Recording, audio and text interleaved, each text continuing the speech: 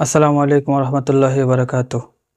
আজকে 12/12/2025 একজন হাদিকে মারছো না, এরকম আজকে লক্ষ লক্ষ ওসমান হাদি মানুষের হৃদয়ের মধ্যে জায়গা করে নিয়েছে। লক্ষ লক্ষ ওসমান হাদি আজকে মানুষের মস্তিষ্কে ঢুকে গেছে। আজকে প্রত্যেকটা বিশ্ববিদ্যালয়ে এক একটা স্টুডেন্ট, একটা ছাত্র হাদি হয়ে গেছে। মনে রাখবা, হাদি যদি ফিরে আসে খবর আছে তোমার। শয়তানি শয়তানি ছুটাবে যদি হাদি ফিরে আসে, আর যদি হাদি নাও ফিরে আসে তাও চিন্তা করো না। লক্ষ লক্ষ হাদি কিন্তু জন্ম নিয়েছে, লক্ষ লক্ষ হাদি আজকে মানুষের মস্তিষ্কে ঢুকে গেছে। এই দেশটা আসলে, দেশের মধ্যে কোনো বিচার নেই। দেখবেন এই যে হাদিকে যে করলো, দেখবেন ওরা গ্রেফতার করব, এই করব, সেই করব, এই দেখাবো টেকাবো, কিন্তু তার বিচার হবে না। অতীত আমরা দেখছি এই দেশটায়, আমাদের দেশে কোনো বিচার নাই, বিচার নাই এই দেশে। নূরকে মারলো, হাসনাতকে মারলো, ইমামকে লাঞ্ছিত করলো।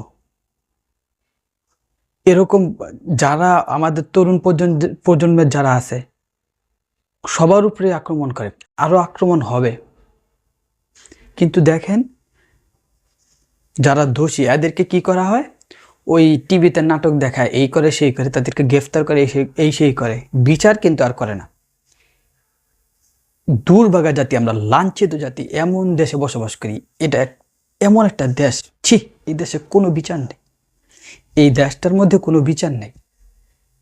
অহরহ ঘটতেছে, মানুষকে মারতেছে, মানুষকে খুন করে ফেলে দিতেছে, কোনো বিচার নাই এই দেশটার মধ্যে, কোনো বিচার নাই। এই দেশে কারা ভালো জানেন?